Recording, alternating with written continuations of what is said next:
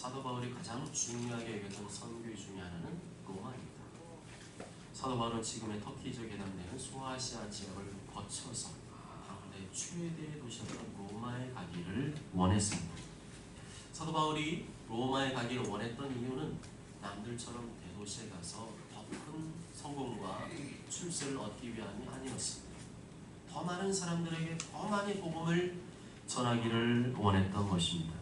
그것이 바로 사도 바울의 인생의 목표였습니다. 또한 사도 바울의 최종 목적지는 로마가 아니라 스페인이었습니다. 사도 바울은 로마에서 복음을 전한 후에 그 당시에 땅끝으로 여겨졌던 스페인에 가서도 복음을 전하기를 원했습니다. 그야말로 사도 바울은 땅끝까지 이르러 복음을 전하기를 간절히 소망했던 사람입니다. 이처럼 사도 바울은 한평생 복음의 열정으로 불타올랐습니다. 예수님 분부하신 복음 전파의 사명으로 불타올랐습니다. 오직 성령이 너희에게 임하시면 너희가 권능을 받고 땅끝까지 이르러 내 증인이 되리라. 또 이르시되 너희는 온 천하에 다니며 만민에게 복음을 전파하라.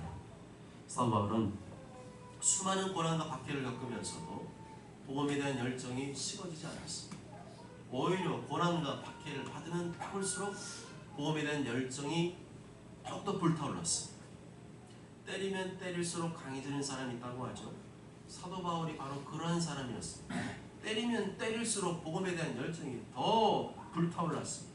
희생과 순교를 각오하고 더욱 복음을 전하겠다는 열정으로 불타올랐습니다. 어차피 한 번뿐인 인생 복음을 전하다 죽으리라. 이렇게 죽거나 저렇게 죽거나 죽게 될 운명, 열심히 복음을 전하다 죽으리라. 복음을 전하다 죽으면 하나님께 칭찬받고 영원한 상급을 누리며 될 테니 나는 열심히 복음을 전하다 죽으리라. 그런데 이런 복음에 대한 불같은 열정은 사도 바울이 혼자 스스로 만들어낸 것일까요? 아니죠. 우리는 죄인이기 때문에 가만히 있으면 복음에 대한 열정이 올라가는 게 아니라 세상에 대한 열정이 불타오르죠. 성령께서 사도 바울에게 복음에 대한 불같은 열정을 계속 불어넣으셨기 때문에 가능한 일이었습니다. 오직 성령이 너에게 임하시면 너희가 권능을 받고 예루살렘과 온 유대와 사마리아 땅끝까지 이르러 내 증인이 되리라. 오직 성령이 우리에게 임하셔야 된다는 거죠. 성령이 나에게 임하시면 임하실 수 있도록 간절히 구하며 기도하라는 것입니다. 사도 바울의 마음속에, 초대교회 성도의 마음속에 전도, 선교, 복음 전파, 영혼 구원에 대한 불타는 열정을 심어주신 분은 바로 성령님이십니다. 성령이 임하시면 반드시 복음에 대한 열정, 사명감으로 불타오르게 되는 것입니다. 그런데 만일 그리스도인을 하면서도 복음에 대한 열정과 사명감이 없다, 복음에 대한 열정과 사명감이 식어졌다, 그렇다면 그 성도는 지금 정상적인 그리스도인이 아님을 증명하는 것입니다. 지금 인생의 방향이 잘못 가고 있음을 증명하는 것입니다. 인간을 죄와 사망에서 구원할 수 있는 유일한 길이 예수님께서 몸짓고 피 흘려 죽으신 십자가 복음인데 어떻게 복음 전파에 대한 열정이 없는 성도를 가리켜 성령 충만한 성도를 할 수 있으며 정상적인 신앙생활을 하고 있다고 말할 수 있습니까? 성령님은 우리로 하여금 복음을 전하게 하시는 분입니다. 복음을 전하도록 촉구하시는 분입니다. 복음의 열정을 불러일으키시는 분입니다. 그런데 그 성도의 마음속에 복음에 대한 열정이 없다면 성령 충만한 성도도 아니고 정상적인 신앙생활하는 성도라고 보기가 어렵습니다. 성령 충만하지 않은 성도는 복음 전파에 대한 관심이 없습니다. 복음 전파에 대한 열심이 없습니다. 그저 이 땅에서 우리 가족, 우리 자녀 잘 먹고 잘 사고 건강하게 살기만을 바라는 열정밖에 없습니다. 그러한 삶은 하나님의 뜻과 다른 삶입니다. 예수님 분명히 마태복음 6장 33절에서 너희는 먼저 그 나라와 그 일을 구하라. 그럼 이 모든 것을 너희에게 더하시리라 약속하셨습니다. 너희는 우리 가족, 우리 자녀 아프지 않고 건강하게 잘 먹고 잘 사는 것을 구하기 전에 먼저 그 나라와 그의 의를 구하라는 것입니다. 먼저 그 나라와 그 의를 구하는 것이 너희 인생의 우선순위와 목표와 방향임을 분명히 하라는 것입니다.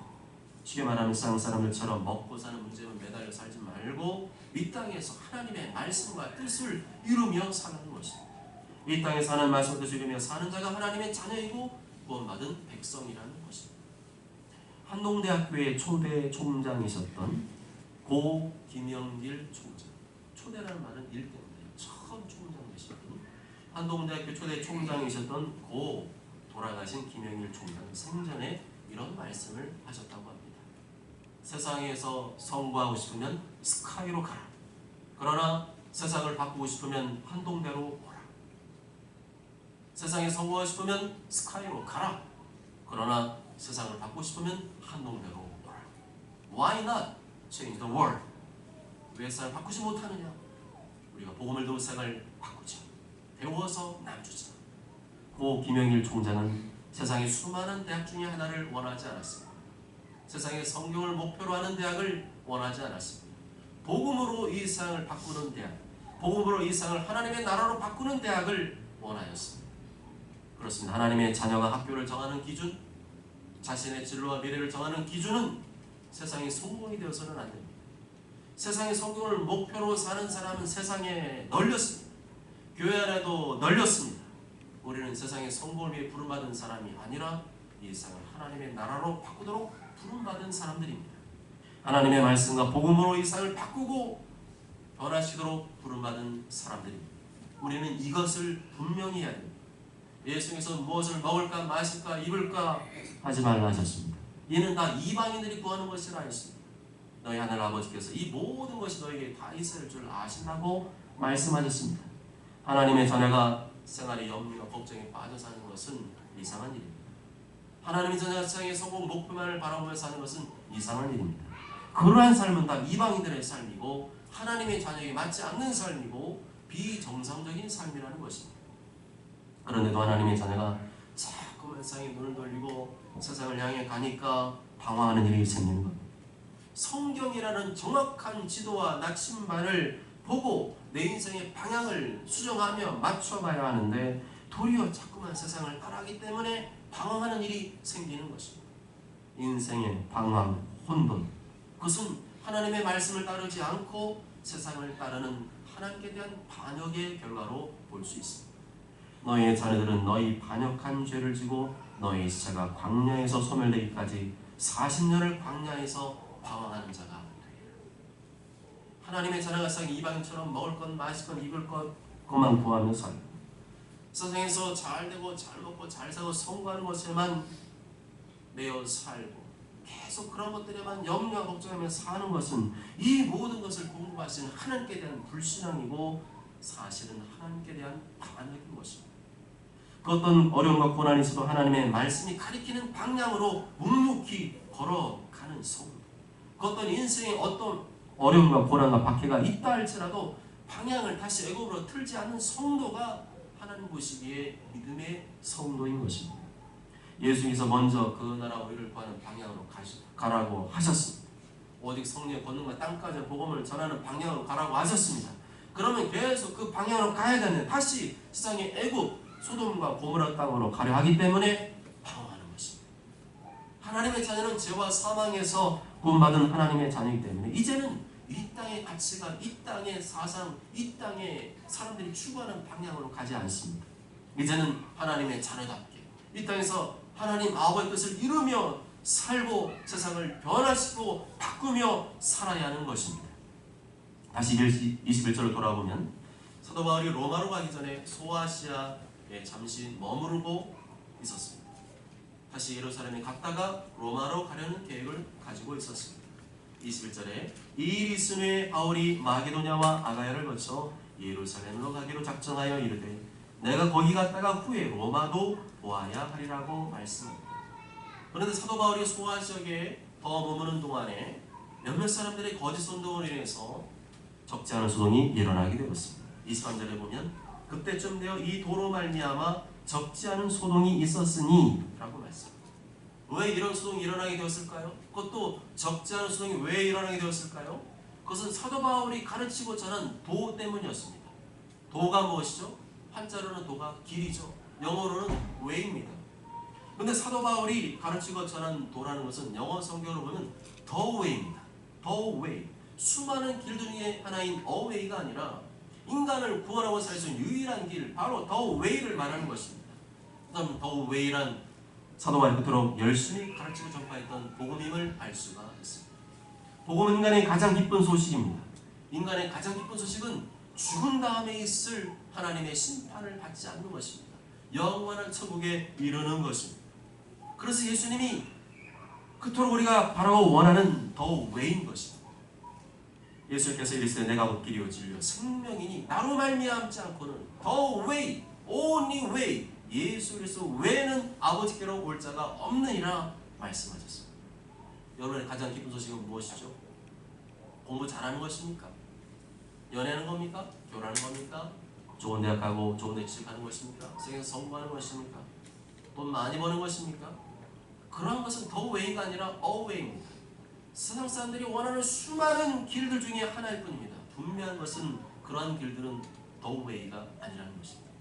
사도 바울이 순교를 가고 그토록 전하기를 원했던 더 웨이는 복음을 말합니다. 예수님의 복음, 십자가의 복음, 부활의 복음, 구원의 복음, 영생의 복음을 말합니다. 그것만이 더 웨이인 것입니다. 우리는 세상에 소동을 일으키라고 부르심을 받았습니다. 나쁜 짓하고 못된 짓 소동을 일으키라는 것이 아니라 내가 성화 출세해서 내 이름 날리는 소동을 일으키는 것이 아니라 복음을 통해서 세상에 소동을 일으키라고 부르심을 받았습니다. 사도 바울은 복음을 통해 소아 시대에서 적재한 소동을 일으켰습니다. 가는 곳마다 적재한 소동을 일으켰습니다. 26절에도 보면 이 바울이 에베소뿐 아니라 거의 전 아시아를 통하여 수많은 사람들을 권유하여 말하되라고 되어 있습니다. 사도 바울이 거의 전 그 당시에 소아 시대에 다니며 복음을 전했습니다. 수많은 사람에게 셀 수 없이 많은 사람들에게 복음을 전하여 적지 않은 소동을 일으켰습니다. 이 말씀이 오늘 우리에게 주는 하나님의 음성입니다. 주께서 우리가 사는 이 세상에 소동을 일으키기를 원합니다. 적은 소동이 아니라 적지 않은 소동, 큰 소동을 일으키기를 원하십니다. 무엇으로요? 복음으로. 우리가 복음을 전하면 소동이 벌어질 것입니다. 적지 않은 소동이 벌어질 것입니다. 좋은 소동도 벌어지만 안 좋은 소동도 벌어질 것입니다. 복음을 듣고 예수님 믿게 되는 소동도 벌어지만 복음을 거부하고 난리를 피우는 소동도 벌어질 것입니다. 이런 안 좋은 소동, 두 가지 소동 중에 안 좋은 소동에 관한 내용이 오늘 본문에 나와 있는 중심 스토리입니다. 24절에 보면 누가 이 소동을 주도한 것으로 나와 있습니까? 데메드리오라는 어떤 은장색이라고 되어 있습니다. 데메드리오라는 사람의 직업이 뭐였다는 거죠? 은장색이었다는 거죠. 은장색은 지금의 은세공업자를 말합니다. 은을 재료로 해가지고 그걸 가지고 길게 펴고 두드려 펴고 문양을 새겨서 뭔가 목걸이도 만들고 귀걸이도 만들고 그런 사람이 은세공업자죠. 이 사절 하반절에 보면 이 사람들이 은으로 무엇을 만들어서 팔았죠? 은으로 아데미의 신상 모양을 만들었다 말씀입니다. 은으로 어떤 보석이나 악세사리 만든 게 아니라 아데미의 신상, 우상을 만들어서 팔았다는 겁니다. 당시 소아시아 지역은 아데미라는 여신을 섬기고 있었기 때문에 은으로 신상을 만들어달라는 주문이 대단히 많았습니다. 아데미 상을 만들어서 많은 돈을 벌 수가 있었습니다. 은으로 아데미의 신상 모양을 만들어 직공들에게 적지 않은 벌이를 하게 하던 우리 그리스도인은 이런 일을 해서는 안 됩니다. 아무리 많은 돈을 벌 수 있다고 해도 아무리 많은 돈을 준다고 해도 아무거나 해서는 안 됩니다. 우상을 만든다든지 남을 속여서 이득을 취한다든지 과도하게 많은 이유를 남긴다든지 불법을 저지르거나 죄를 짓는 일을 해서는 안 됩니다. 그러한 일을 하는 것은 하나님의 영광을 가려울 뿐만 아니라 자신의 영혼을 망하게 합니다. 아무리 많은 돈을 번다 할지라도 그 일로 인해 내 영혼이 미끄러지고 주님과 멀어지고 지옥으로 떨어지게 된다면 무슨 소용이 있겠습니까? 또 이르되 내가 이렇게 하리라 내 곳간을 헐고 더 크게 짓고 내 모든 곡식과 물건을 거기 쌓아두리라.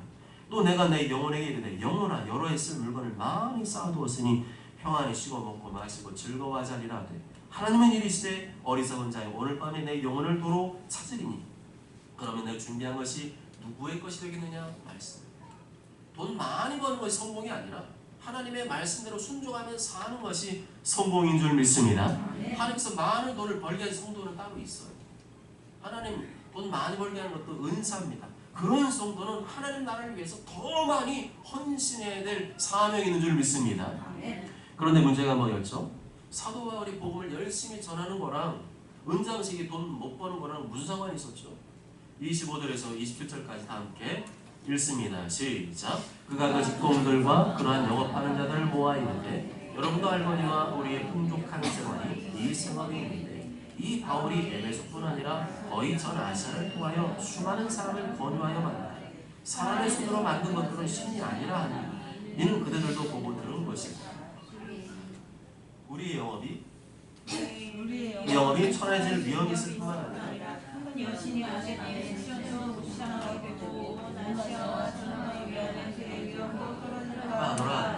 아멘. 결론적으로 말하면 사도 바울이 소아시아에 와서 복음을 전한 다음부터 장사가 안 됐다는 거예요. 사도 바울이 와서 복음을 열심히 전하기 전에는 장사가 잘 되었는데 이제는 장사가 잘 안 된다는 거예요.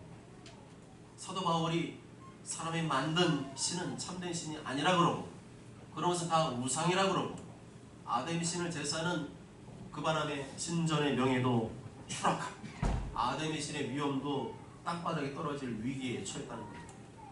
이렇게 본다면 사도 바울이 잘못한 거 아닙니까? 사도 바울이 은장세계 사업이 안 되도록 민폐를 끼쳤으니까 잘못한 거 아닙니까? 다른 종교의 입지를 약화시켰으니까 잘못한 거 아닙니까? 아니, 잘한 거. 복음을 열심히 전하여 수많은 사람들이 예수 믿고 구원받게 되었으니 잘한 겁니다. 많은 사람들이 아담의 신을 버리고 유일하시고 참되신 하나님을 섬기게 되었으니 너무너무 잘한 일입니다. 그런 영적인 차원에서 모든 것을 바라보고 해석해야 되는데 은장색 때 오로지 영업적인 차원, 금전적인 차원, 계산적인 차원에서만 바라봤습니다. 그래서 사도 바울이 자기들에게 원수가 된 거죠. 그러니까 어떻게 된다는 거예요? 사도 바울과 그들이 따르는 사람들이 전하는 이 복음을 더 이상 전하지 못하도록 막아야 된다는 거죠. 저 사람들 가만 놔뒀다가는 우리의 삶이 다 망할 것이다. 그래서 어떻게 합니까? 백성들을 선동하여 큰 소동을 일으키게 됩니다. 28절과 29절 다 함께 읽습니다. 시작. 그들이 이 말을 듣고 분노가 가득하여 외쳐이르되 아담이 일어나니 온 시내가 요란하여 바울과 같이 다니는 마게도냐 사람 가요와 아리스토텔을 붙들어 일제히 연극장으로 달려다니지나 아멘. 군중들이 바울의 동역자였던 바울을 찾아봤는데 안 보이는 것 같았어. 그러니까 바울의 동역자를 딱 눈에 띄자마자 마게도냐 사람이 가요와 또한 아리스토텔을 붙잡아서 연극장으로 끌고 갔습니다. 연극장은 우리에서는 지금의 아토르 같은 연극장이 아니고요. 그 콜로세움 대원형극장 있죠. 거기로 끌고 갔어요. 이 사람들이 자기들 사업을 망하게 하는 사람들이라는 생각에 사로잡혀서 이 사람들을 이 대형 연극장으로 끌고 갔습니다. 고고학자들의 연구에 하면 이 연극장은 약 25,000명이 들어갈 수 있는 아주 큰 공연장이라고 합니다. 바울의 동역자들이 그 수많은 25,000명 넘는 사람들이 끌고 가는 그 한복판에 들어갔으니 얼마나 겁이 났겠어요. 바울이 사실을 알고 자기도 연극장으로 들어가려고 했습니다. 백성 한가운데로 들어가려고 했습니다. 사도 바울은 이미 목숨을 내어놓은 사람이기 때문에 연극장 한복판에 들어가는 게 겁나지 않았어요. 거기가 자신의 동역자들을 변호해주고 거기서도 복음을 전하겠다는 생각을 가지고 있었을 것입니다. 그렇지만 3절에 보면 바울의 자들이 말이죠. 31절에 보면 바울과 친하게 되는 사람 중에 그 지역에 힘 있는 사람, 정적인 힘 있는 사람이 있었는데 그 사람들이 사람들을 보내서 사도 바울 선생님 절대로 영장에 들어가지 마시오. 아주 위험합니다. 그런데 정말 웃기는 것은 영장에 모인 사람들 중에 대부분이 자기들이 왜 모였는지도 모르고 거기에 모였다는 사실입니다. 32절 다 함께 읽을까요? 시작. 사람들이 외쳐 어떤 이는 이런 말을 어떤 이는 저런 말을 하니 모인 무리가 곤란하여 태반이나 어찌하여 모였는지 알지 못한다. 정말 웃기지 않습니까? 자기들이 왜 모였는지 모르고 거기에 모였다는 거예요. 아무 생각 사람들이 우르르 몰려하니까 거기로 몰려온 사람들로 가득 차는 거죠. 아무 의미 없는 진실도 아닌 진리도 아닌 거짓된 외침과 구호만 난무하고 있었던 것입니다. 자유민주주의 사회의 가장 큰 장점이나 맹점이 바로 이런 다수결의 원칙이죠. 그것이 옳은지 그른지 그것이 성경적이지 아닌 것에 대한 진지한 토론과 설득을 통한 결론을 내기보다는 안 되면 그냥 머릿수로 밀어붙이죠. 국회 정치가 그렇지 않습니까? 국회의원 의석수가 많으면 거의 깡패가 되죠. 하나의 정당에 소속된 국회의원 수가 3분의 2가 넘어가면요 어떤 법이든 다 통과시킬 수가 있거든요. 그때부터는 상식에 어긋나는 꼼수 법안이랄지라도 그냥 무조건 머릿수로 밀어붙여서 법안을 통과시켰거든요. 이렇게 세상은 다수결로 밀어붙이는 세상입니다. 세상에 많은 사람의 결정을 따르라고 압박하고 회유합니다. 우리 교회 다니는 사람들을 향해서 다수의 많은 예수 믿지 않는 사람들이 우리를 향해서 압박하고 회유합니다.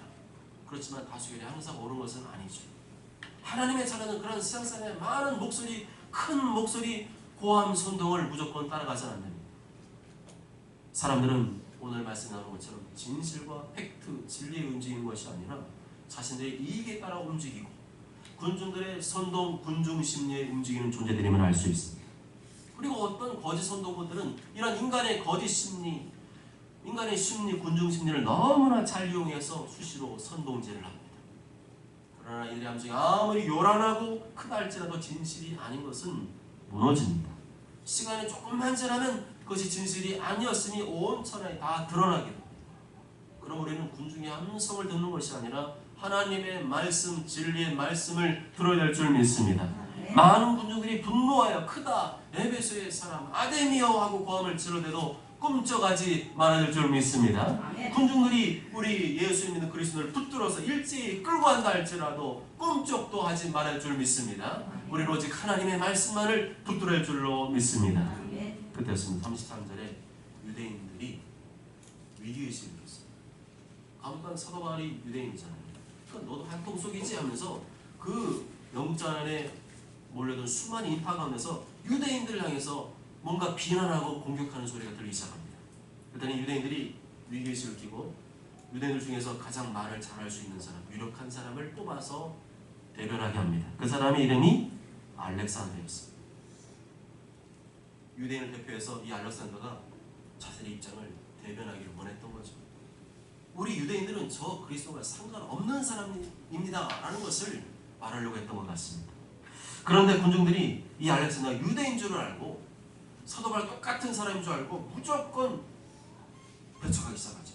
자기들이 섬기는 신의 이름을 2시간이나 미친 듯이 지르됩니다.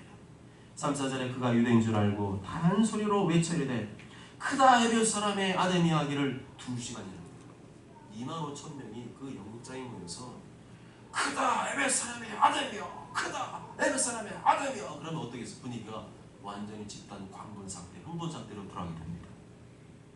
끊임없이 그걸 외치면서 군중의 분노를 폭발시킵니다. 그 분노를 유대인들에게 쏟아붓고 또 그리스도에 쏟아붓기 위한 집단 광기의 현장이었습니다. 35절부터 41절까지 말씀 보면 그렇게 2시간이 지났습니다. 계속 막 구호를 외치고 사도 바울을 불러라! 사도 바울을 때려잡아! 그래서 구호가 막 일어나다가 2시간 지나면 힘이 다 빠진 거죠. 에베소를 대표하는 서기장이 일어나서 이제 무리를 진정시킵니다. 자, 여러분 내 말을 좀 들어보십시오.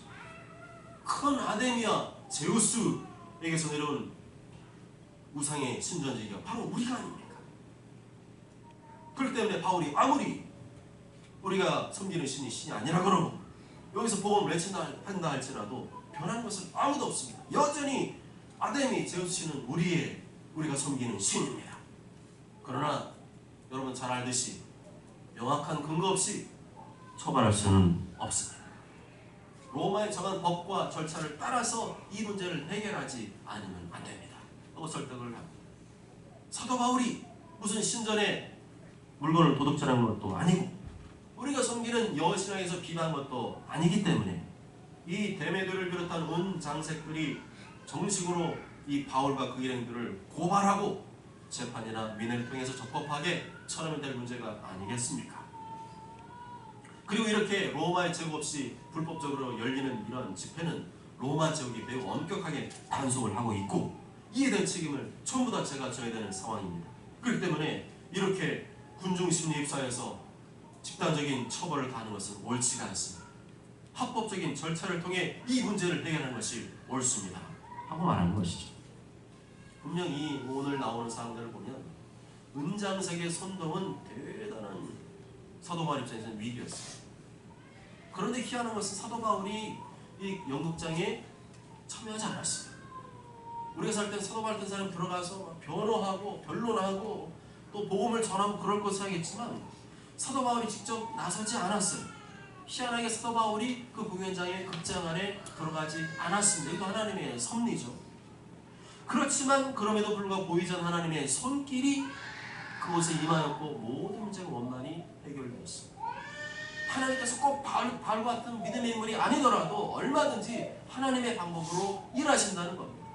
하나님께서 예수님 모르는 저 서기장의 마음을 감동하셔서 사도 바울 기독교에 대한 호의감을 갖도록 그런 상황으로 몰고 갈 수 있다는 것입니다.